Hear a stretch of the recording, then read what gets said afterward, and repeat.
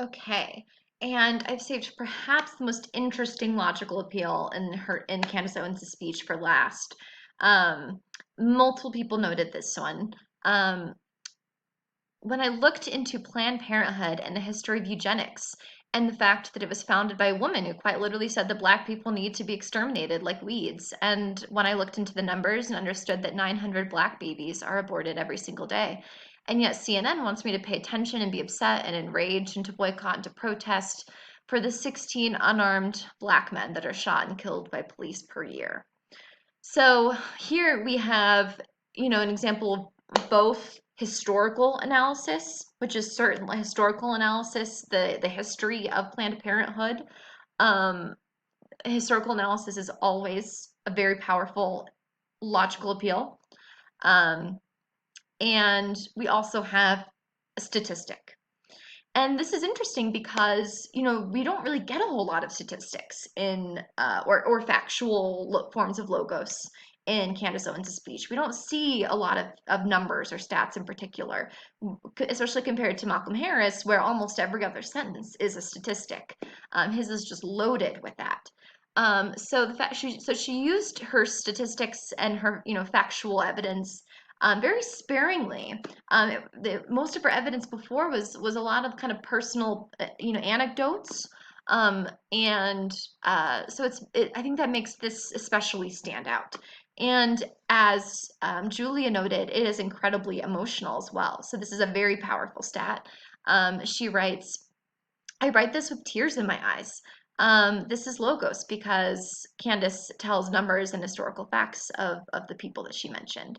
And I thought that was very astute of Julia to notice that this statistic is doing both. It is both a logical appeal because it is a statistic and uses factual numbers, but it also is a form of pathos. It is an emotional appeal because there's so much emotion built into that statistic, and a historical analysis. Things can be both. Just because it's a logical appeal doesn't mean it also doesn't have some kind of emotional appeal. One sentence, one rhetorical move could be all three at the same time. So it's very it's very, I would say, effective of Candace Owens to choose something that functions as both at the same time. And I would say, and it's very economical. And I would say Harris does the same thing. I found so many of Harris's stats to be equally or also very emotional.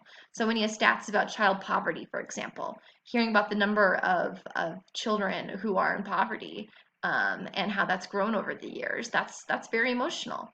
Um, and one other point to make about statistics. Well, actually, before I go on to that, one thing I wanted to also note about emotion. I think this is a very good example. Um, your textbook, uh, which I don't have in front of me, your textbook, Everything's an Argument, when it talks about ethos, it mentions that some forms of ethos, some emotional appeals, sorry, not ethos, pathos, some emotional appeals function by trying to distract us. So, for example, when you have um, marketers, when you have people, advertisements trying to sell you products, a lot of times they will give you an emotional appeal to sort of distract you from thinking logically and to sort of block your logical thinking. That's obviously somewhat manipulative. Other forms of emotional appeals are very genuine. Other forms of emotional appeals are very valid and they are factual in and of themselves. Um, they're very valid logical appeals. So oftentimes they can, emotional appeals can emphasize the point. They can, encourage the audience to feel an emotion that they should be feeling, that will encourage them, that will incite them to action. So there are good types of emotional appeals, and there are some types of emotional appeals that function by trying to distract us. And my question to get to push on this a little bit is that what's happening here? So I think it's important whenever you come across a statistic to think about what is the claim that the statistic is trying to prove. Um, so overall, the claim is that people aren't victims, and in particular, specifically here, she's arguing that young people aren't shouldn't see themselves as victims of racism. And So what if, does this stat prove that point? Does this stat prove that, Black lives, that the racism is not a problem? And, I guess, if the claim is that we shouldn't, see these 16 unarmed Black men as victims. Um, and I mean, the claim to me seems to be that we shouldn't be as so, the CNN is wrong for being so, for wanting us to be so concerned and upset about these 16 unarmed Black men. And if the claim is that we shouldn't think of them as victims and other Black Americans as victims, and that we shouldn't be outraged by this, to the extent that we are, does this statistic prove that? Or is it trying to distract us from the issue? So instead of, does the kind of emotion that is wrapped up into that statistic of 900 aborted Black babies, does the emotion attached to that, is it meant to distract us from thinking about those unarmed Black men who were killed? Um, and is that appropriate? So is this functioning as a real, valid rhetorical strategy, or is it trying to distract us from thinking about um, other examples of systemic racism? Um, and so overall, I would conclude by noting that whenever you counter a statistic, it's important to think about, is that statistic true? Is that fact or statistic true? Um, and what claim is the speaker trying to prove through that statistic?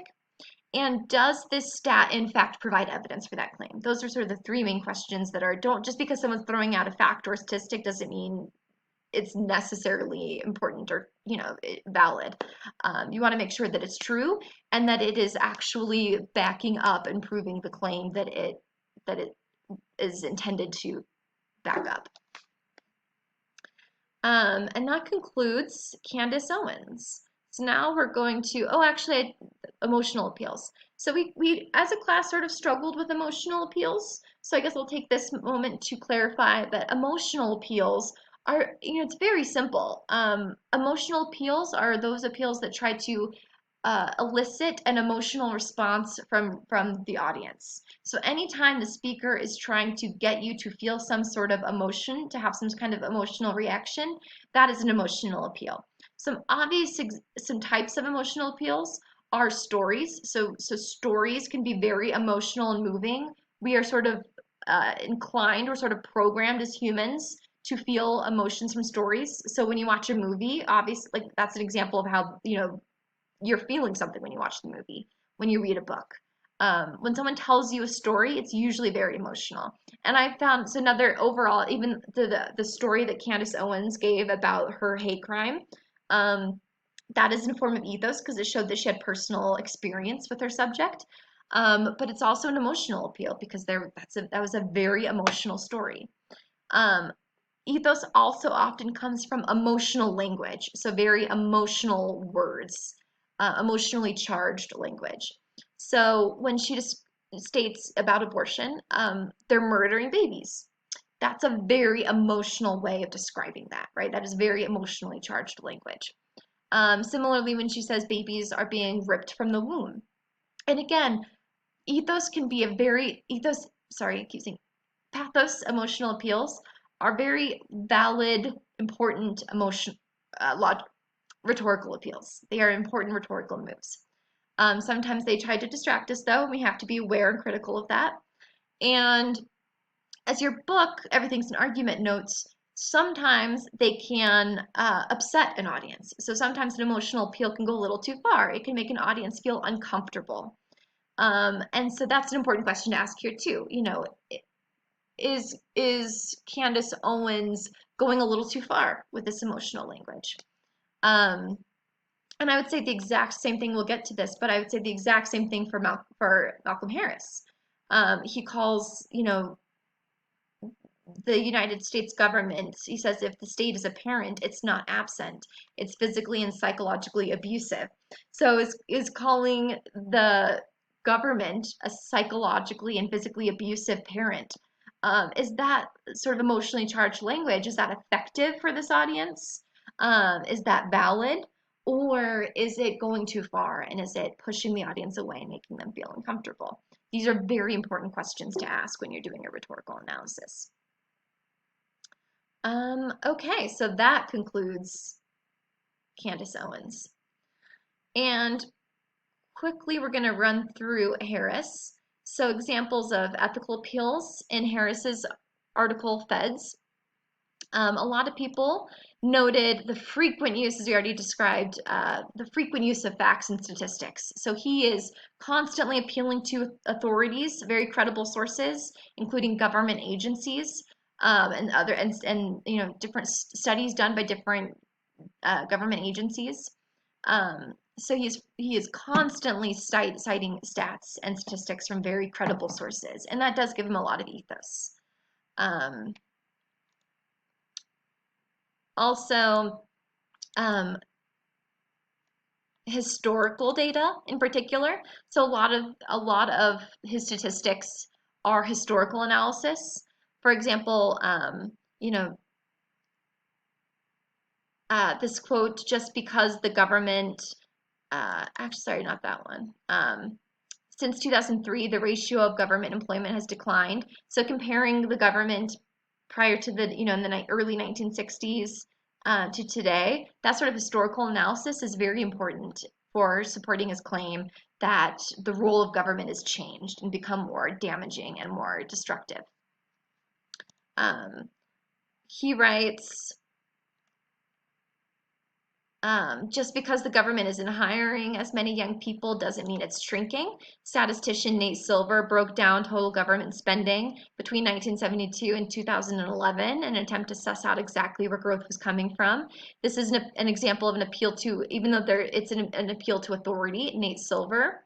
And Nate Silver is very popular amongst millennial readers in particular. So that's a very, a smart source for him to quote. A lot of people noted this phrase, which is one of my favorite quotes from the article. One of the most popular adjectives for millennials is entitled, but the entitlement system, which is Social Security and Medicare, wasn't built for us. Similarly, the so-called entitled generation doesn't even feel entitled to our own entitlements. And this is based on his argument that in the 19 for people born prior to 1970, Social Security was paying out double what they paid into the system. Whereas the funds are probably going to run out, and by the time that people my age or your age retire, and so we might not get to see any of those entitlements. And a lot of people noted that a lot of people noted that he used the word us, and absolutely, whenever you use words like us and we, you're identifying yourself as part of a community. And that's incredibly moving to people. So that's a very powerful ethical appeal that shows some sort of connection and camaraderie with your audience. So here, by using that word us and our, Harris is identifying himself as part of the millennial generation. Um, and Sophie noted quite astutely that by using the word us, he's attempting to come across as a relatable person. But I feel the strategy kind of sets up an us versus them narrative. And I think that is incredibly astute. And I think that sort of us versus them framing is prevalent in a lot of places. It's prevalent in a lot of his emotional appeals and logical appeals as well. And so a really good thesis for this article could be, is that problematic? Is that a bad strategy? Are there some bad consequences that would come from doing this? Even if that is persuasive, even if it is a good rhetorical move in the sense that it is helpful for persuading his audience of millennials, to sort of setting up this us versus them, millennials versus baby boomers framework, does that have some unintended consequences that could possibly be destructive or damaging? I think that is a very astute question to ask.